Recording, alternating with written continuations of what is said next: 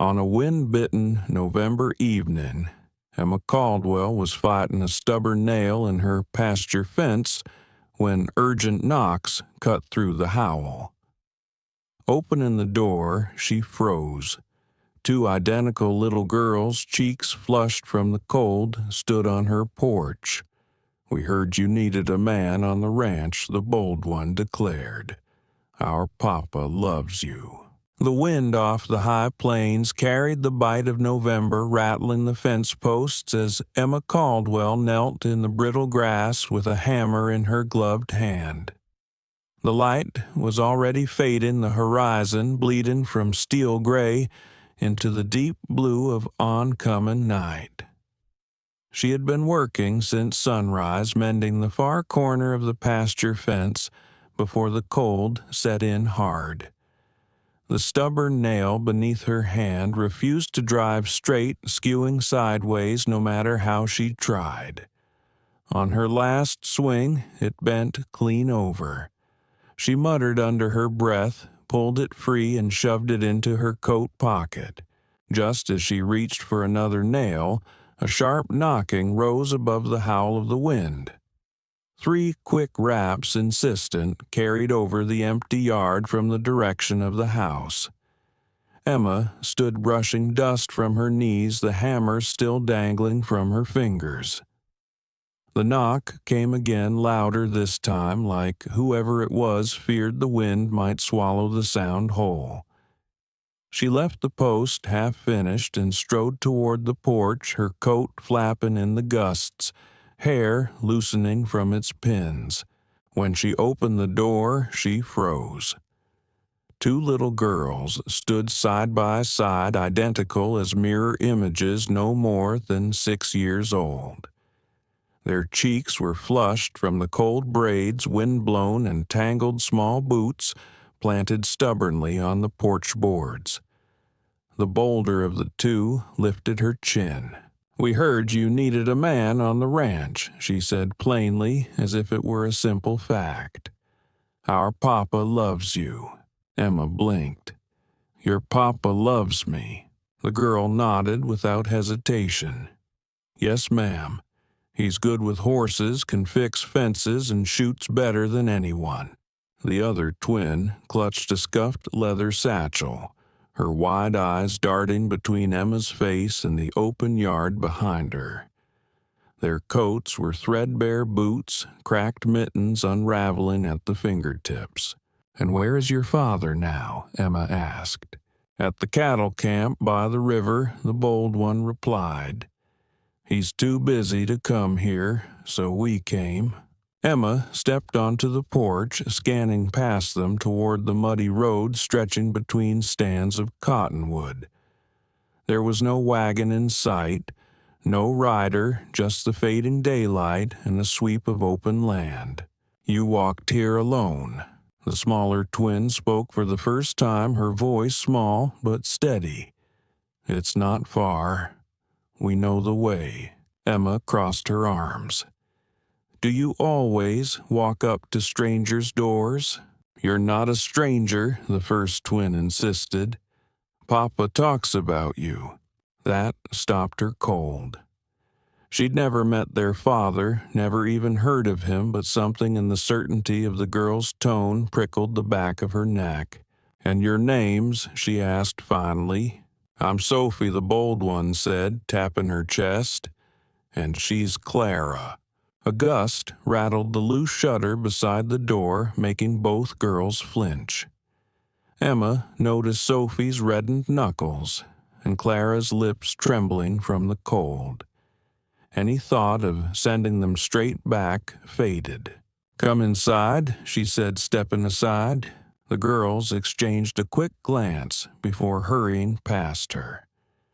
Emma shut the door against the wind and guided them toward the kitchen. "Sit by the hearth," she told them, kneeling to coax the embers back to life.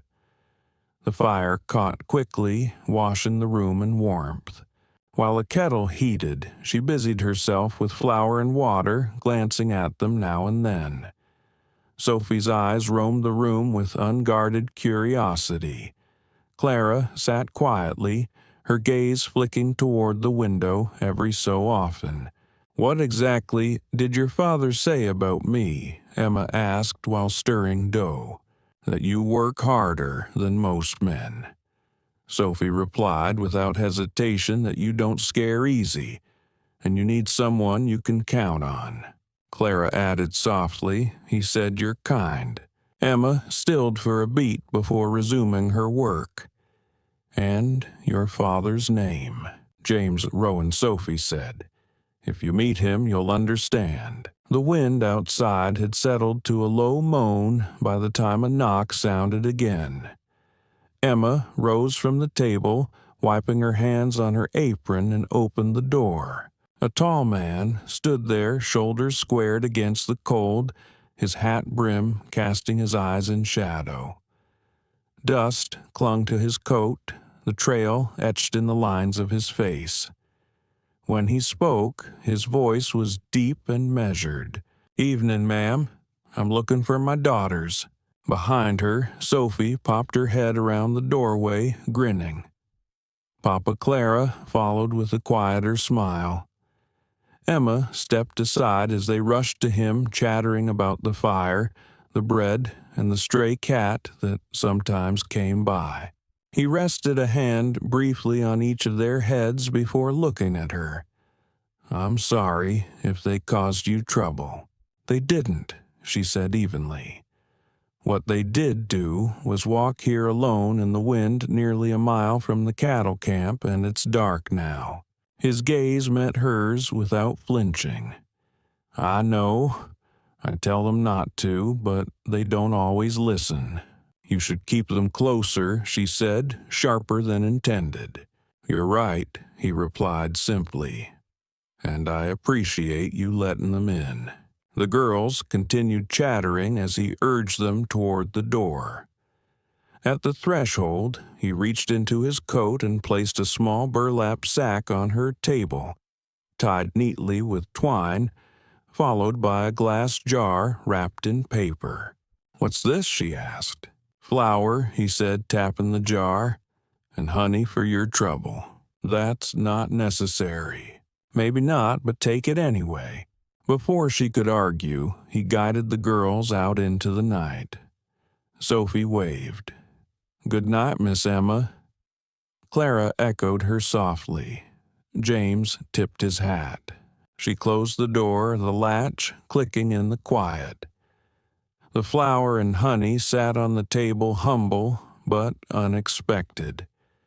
She untied the twine, finding the flour clean and fine, the honey thick and golden in the dim light.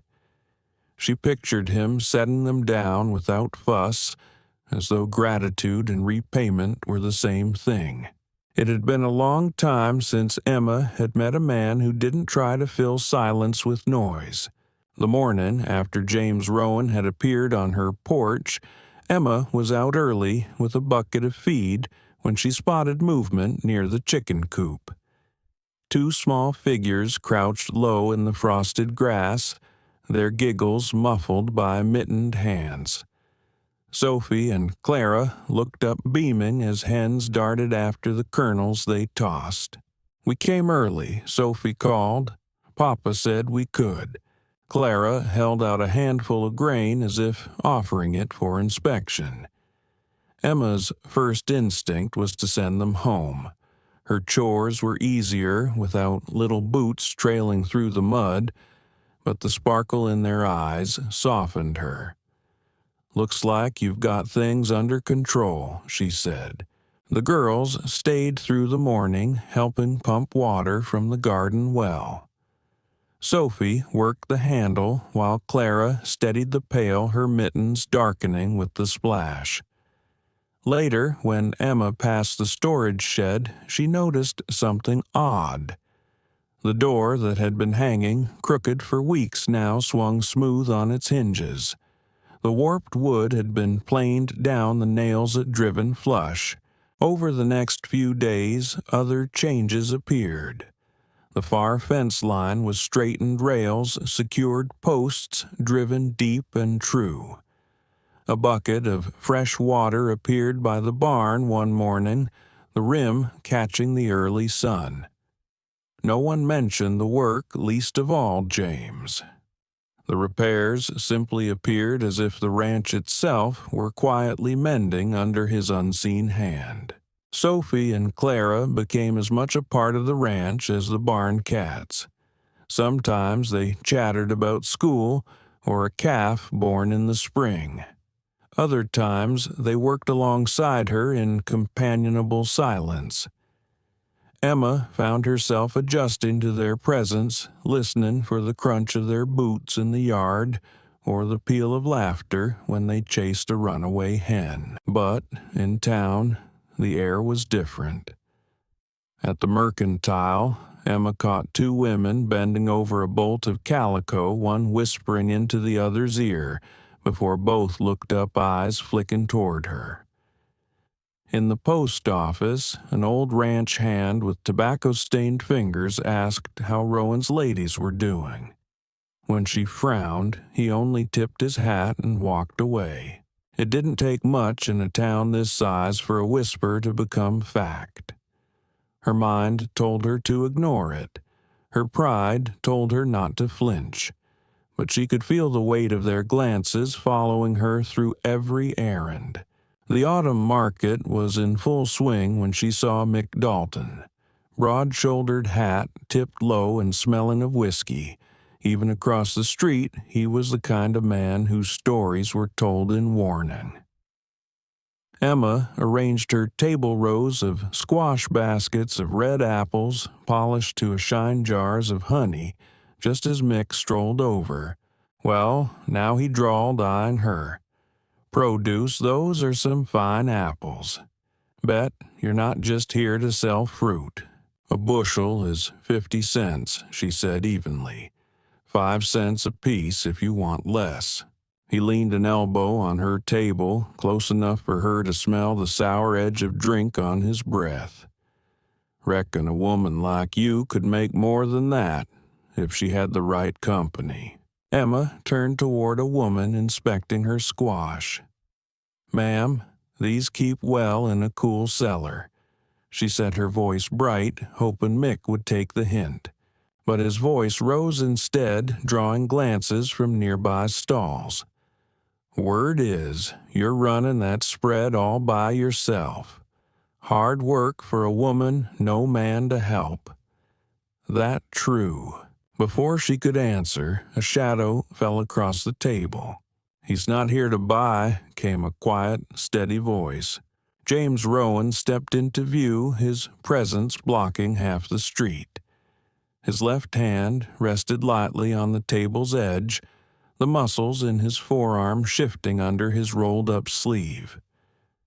"You're in the way of paying customers," he said evenly. "Best move along." Mick gave a smirk that didn't reach his eyes. "I'm just making conversation." James didn't move, but his hand tightened slightly on the table's edge. The wood creaked under the pressure. The air between them seemed to sharpen. Mick's gaze flicked to that hand, then back to James's face. "No need to get all riled," he muttered, stepping back. Without another word, he turned on his heel and strode away. The hum of the market returned as if nothing had happened.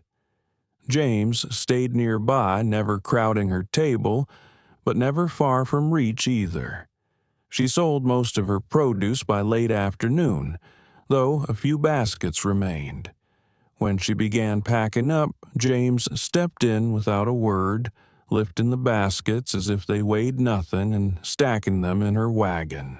Before she could thank him, he placed a small burlap sack on the wagon seat. The rich, earthy scent of coffee beans escaped even through the weave. "For your trouble," he said simply. Emma met his eyes ready to argue, but he'd already tipped his hat and turned away, disappearing into the thinning crowd. She sat on the wagon bench for a long moment, the sack warm against her palm. In a town that had been quick to judge, she realized she hadn't faced the whispers alone that day. The first note appeared on a Tuesday evening, tucked under the front door like a folded grocery list. No name, no signature, just a few jagged lines scrawled in a hand that looked rushed. Keep letting that gunman hang around and you'll regret it. A woman's reputation is a fragile thing. Emma read it twice, then crumpled it and tossed it into the stove, telling herself it was just some fool's clumsy attempt to rattle her. But 2 nights later, another note appeared sharper and uglier. This one named her outright warning that accidents happen to women who didn't know their place. By the 4th note, her hands shook as she fed the paper into the fire. She told herself she wouldn't give whoever it was the satisfaction of seeing her rattled, and above all, she didn't want Sophie or Clara to hear about it. She was banking the stove one night when the back door opened and James stepped in, brushing dust from his coat. His eyes caught the thin smoke rising from the stove. "What's that?" he asked. "Nothing important," she said too quickly, tucking the poker back into place. "Emma." His voice was calm, but there was an edge under it. With a sigh, she opened a drawer and pulled out 2 notes she hadn't yet burned. James read them in silence, his jaw tightening with every line. When he looked up, his eyes were steady but darker than she'd ever seen. "You should have told me," he said. "They're just words," she replied. "If we confront whoever's doing this, it'll only feed them." "Or stop them," he countered. "Cowards count on silence." She shook her head. "I don't want the girls dragged into it." The matter seemed to end there, but she knew from the set of his shoulders that he wasn't letting it go. 2 nights later, Sophie and Clara burst through the kitchen door, cheeks flushed from the cold. Papa Clara whispered, "There's someone by the barn." James didn't hesitate. He grabbed the lantern from its hook and was halfway across the yard before Emma reached the porch. The wind whipped the light, sending long shadows across the yard. A figure darted between haystacks, but James moved fast for his size, cutting the intruder off before he could reach the fence. Emma could hear the scuffle, the dull thud of boots in the dirt, the rasp of breath, before James emerged, one large hand gripping the collar of a man she recognized instantly. Mick Dalton. His hat was askew, his face pale in the lantern glow. In James's other hand was a crumpled piece of paper. "This yours?" James asked, shaking it open. Mick said nothing, but the glare he shot, Emma told her everything. By morning, the whole town would know, but James made sure of how they'd know. He didn't take Mick straight to the sheriff's office. Instead, he marched him wrists bound with rope right into the center of town. It was market day, and the square was already buzzing with merchants and townsfolk. James stopped in the middle of Main Street and held up the letter. "Read it," he ordered. "I'm not." Mick started, but James took one slow step forward, the rope pulling taut between them. Read it. The chatter in the square thinned to a tense silence. Mick's voice came low at first, stumbling over the words, but James's stillness left him no room to slink away. By the time he reached the final line threatening what happens to women who keep the wrong company, the air in the square felt heavy. From the edge of the crowd, Emma stood tall, her chin lifted, though her pulse thundered in her ears. She caught the shift in the townspeople's faces, not curiosity this time, but disgust aimed at Mick. Sheriff Coleman stepped forward, taking the rope from James. "That's enough. He'll spend some time in a cell while we talk about charges." As Mick was led away, James turned to Emma. There was no triumph in his eyes, just a quiet certainty. the same look she'd seen when he left flour and honey on her table or mended her fence without a word.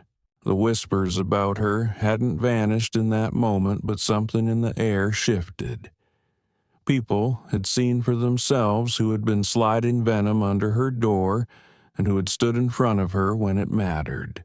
The wind carried the bitter scent of smoke before Emma saw the flames.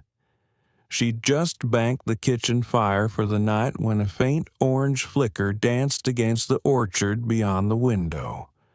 Her stomach dropped. "James," she called, rushing for the door. By the time he reached the porch, pulling on his boots, the flicker had become a roaring blaze. The hay barn was lit like a beacon against the black sky sparks swirling up into the cold. "Get the girls to the well house," he ordered, already sprinting toward the fire. Emma ran for Sophie and Clara's room, shaking them awake. Their eyes widened at the glow spilling through the window, but they didn't make a sound, clinging to her hands as she hurried them into the safety of the well house. Only once they were inside did she turn and race back toward the barn bucket in hand. James was already there, his shirt pulled over his mouth, hauling water like a man possessed. She passed him a full bucket without breaking stride, and together they formed an unspoken rhythm, hauling, dousing, beating at the flames where the wind drove them toward the corral. Smoke clawed at her lungs and stung her eyes, but she didn't stop. At one point, her boot slipped in the churned mud, sending her stumbling sideways. James caught her by the arm and steadied her before turning back to hack at the burning wall with a shovel, breaking it apart to slow the spread. When the last of the flames finally collapsed into smoldering heaps, the barn stood scarred but not destroyed. Half the hay was gone, but the rest remained in a blackened heap against one wall. James crouched suddenly, his gaze fixed on the ground near the barn doors. Deep, wide tracks led away from the scene, none belonging to them. He touched a dark patch in the mud, rubbed it between his fingers, then lifted it to his nose. "Kerosene," he said flatly. Emma's heart kicked hard.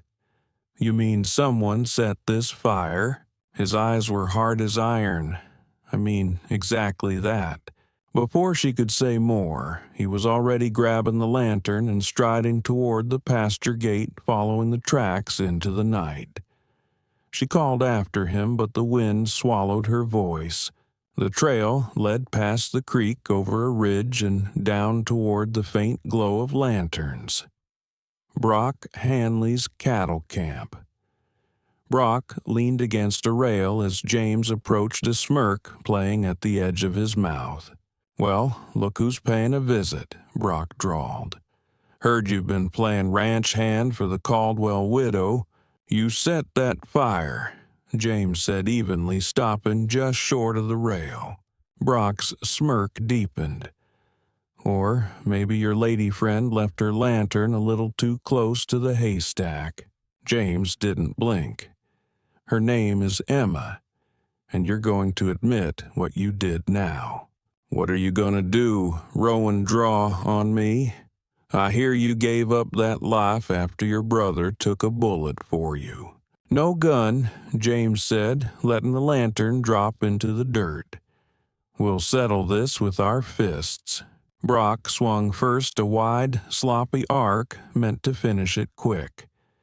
James ducked, drove a jab into Brock's ribs, then circled. Gravel crunched under their boots. Brock lunged again, catching James's shoulder, but James twisted and slammed a fist into his jaw, then followed with one to the gut. The smirk was gone.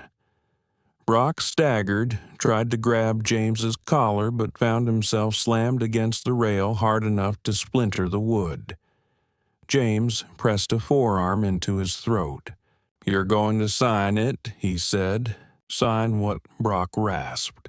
A few minutes later, in the dim lamplight of the ranch office, Brock's signature sprawled across a written confession admitting he'd set the fire to damage Emma's livelihood.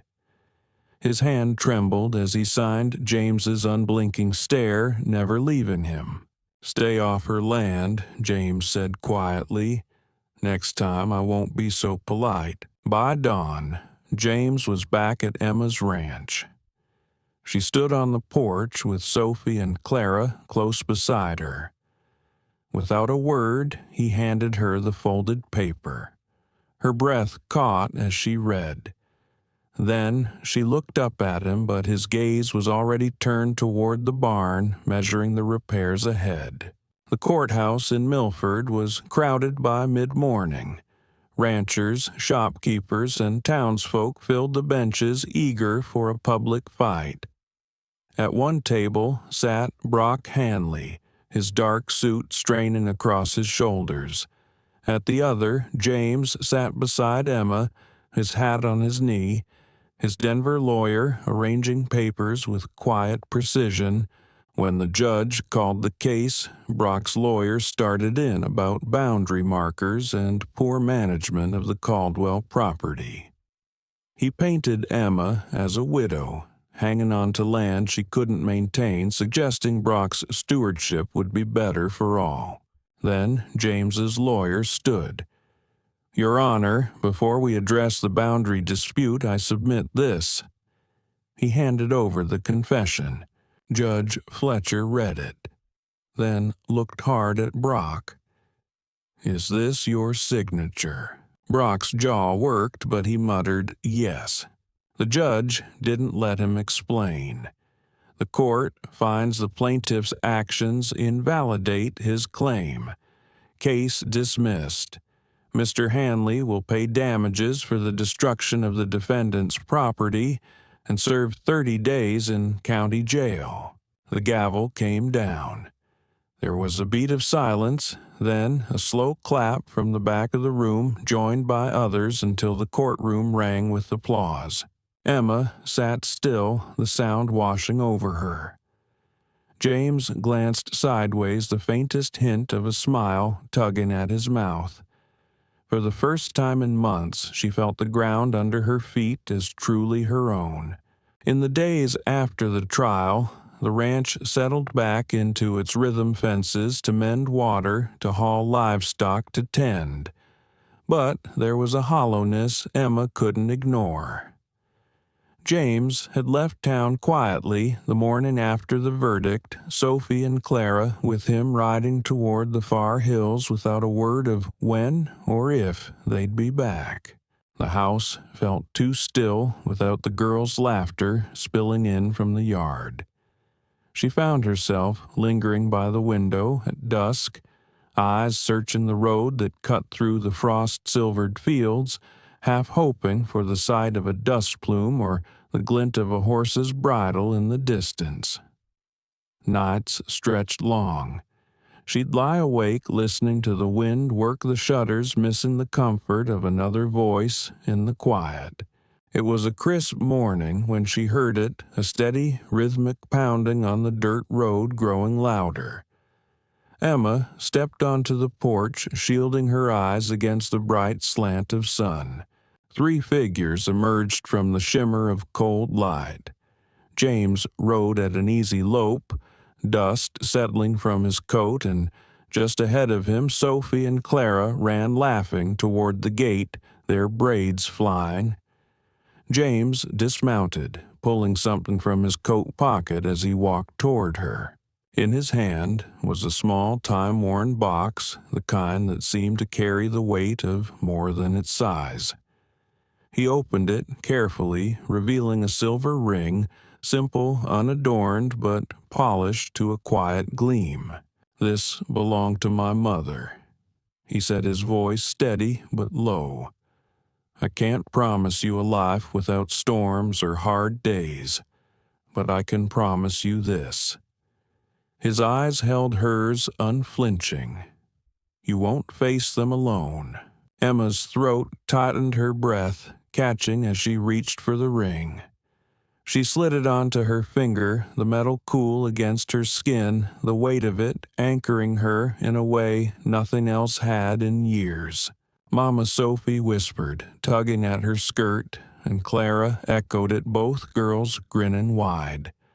The word landed in her chest like a warm ember settling there. The four of them stood together on the porch as the morning sun spilled over the land, thawing the last of the frost. Later that day, Emma and James walked the field side by side, a sack of seed between them.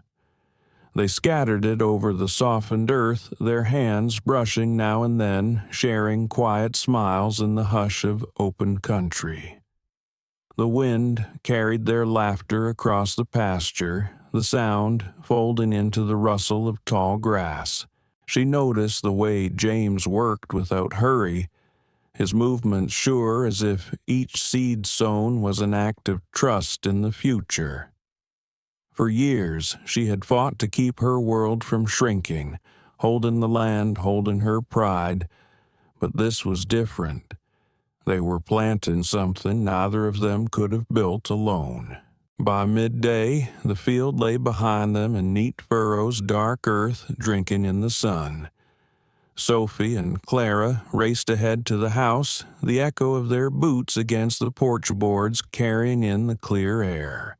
Emma lingered a moment longer, looking out at the spread of her land under the endless sky. The trials, the whispers, the nights spent standing guard over her own threshold. They had been storms, yes, but storms that had stripped away the things that didn't matter. What was left was solid. In the quiet, she realized the life she'd been defending all along had never been about just holding on. It was about making something worth holding on to. And now she wasn't standing on that ground alone. Some battles you fight with words, some with work-worn hands, and some by simply refusing to walk away. Emma had learned that the people who show up unasked, unthanked, often say the most with their quiet. Love, she realized, doesn't always arrive like thunder. Sometimes it comes like the sound of boots in the yard at first light, like the weight of a ring that promises presence, not perfection.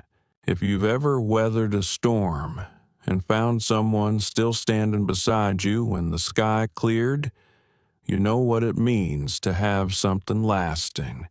Share this story with someone who's been that steady hand in your life, and let them know. And if you believe in the kind of love that builds more than it takes, keep your heart open and your spirit strong. Because out here on life's wide and untamed frontier, that's how hope takes root.